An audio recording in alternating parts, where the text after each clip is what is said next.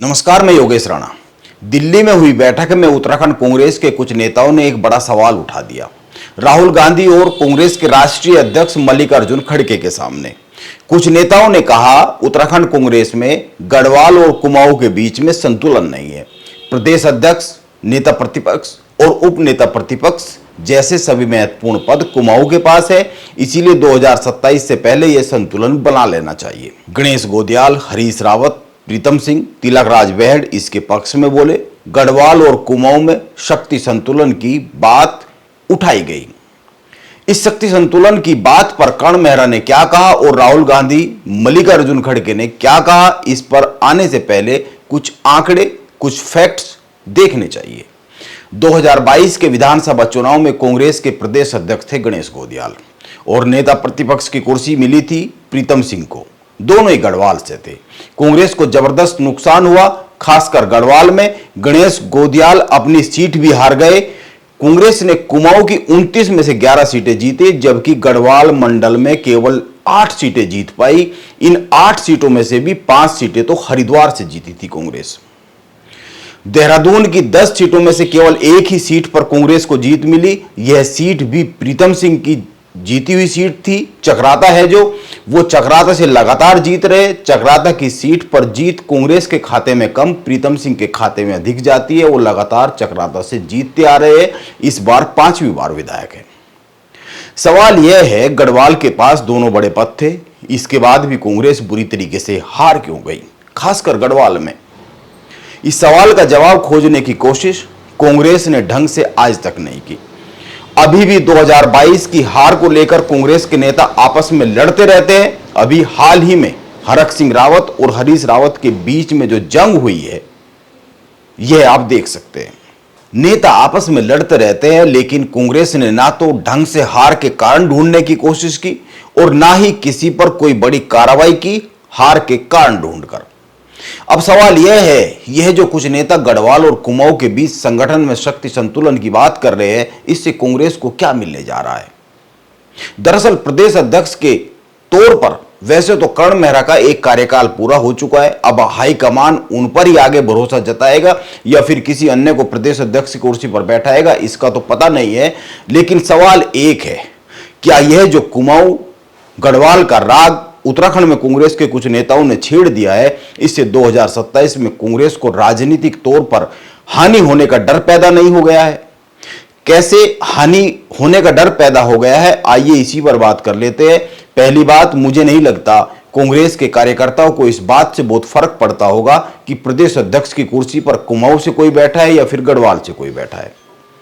यदि इससे फर्क पड़ता तो 2022 में परिणाम कुछ अलग ही होता। गढ़वाल से अधिक सीटें आती और कुमाऊं से कम सीटें आती, लेकिन ऐसा हुआ नहीं।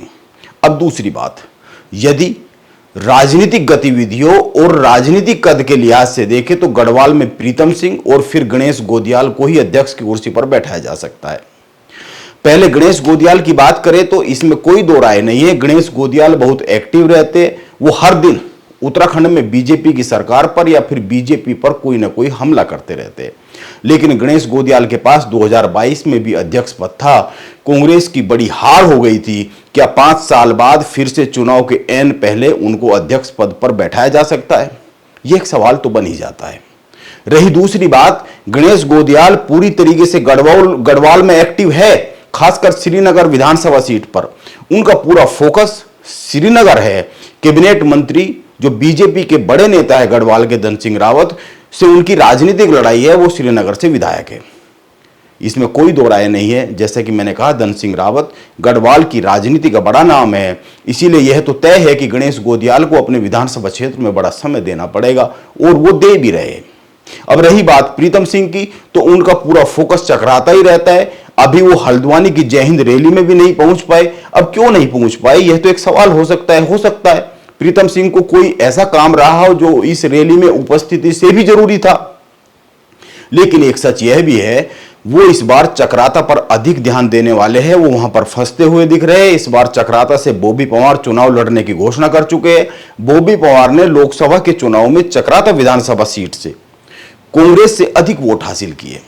इसीलिए प्रीतम सिंह के सामने चक्राता में इस बार कड़ी चुनौती तो है ही। यदि बीजेपी ने कोई अच्छा सा उम्मीदवार खड़ा कर दिया और बीजेपी वहां पर एकजुट होकर लड़ गई तो चिंता तो बन ही सकती है।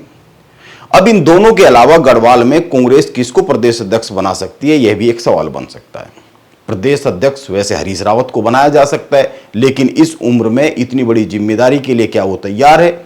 अपने हेल्थ कारणों के कारण वो इतनी भाग दौड़ कर पाएंगे, यह भी एक सवाल है।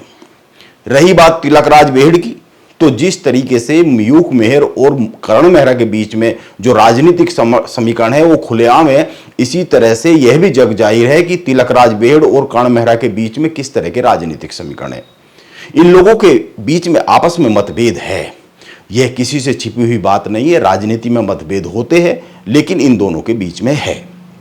अब जब उत्तराखंड में चुनावी समीकरण साधने का वक्त शुरू हो चुका है, बीजेपी तैयारी शुरू कर चुकी है, कांग्रेस तैयारी के लिए पांव जमा रही है, ऐसे समय में कांग्रेस के भीतर से ही कुछ बड़े नेताओं के द्वारा यह जो गढ़वाल और कुमाऊं के बीच शक्ति संतुलन की बात उठाई गई है, यह बड़ी खतरनाक साबित हो सकती है।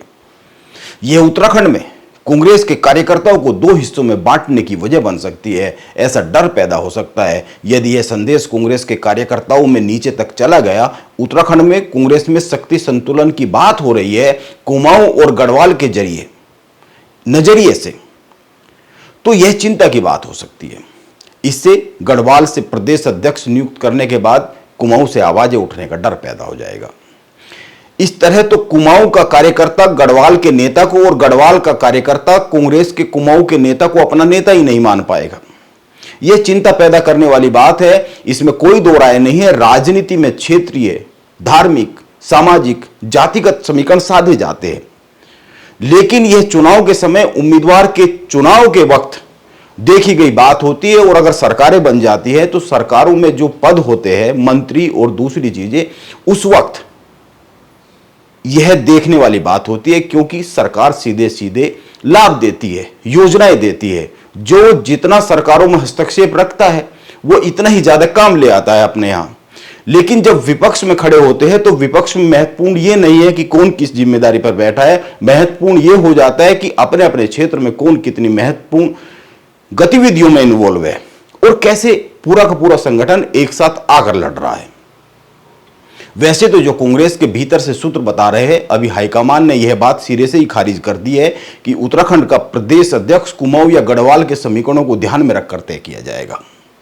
उत्तराखंड में ठाकुर और ब्राह्मण, गढ़वाल और कुमाऊं राजनीति के फैक्टर है, इसमें कोई दो राय नहीं है। लेकिन 2027 तक पहुंचते पहुंचते दो और फैक्टर बड़ी तेजी से उभर रहे हैं, दलित फैक्टर और मुस्लिम फैक्टर।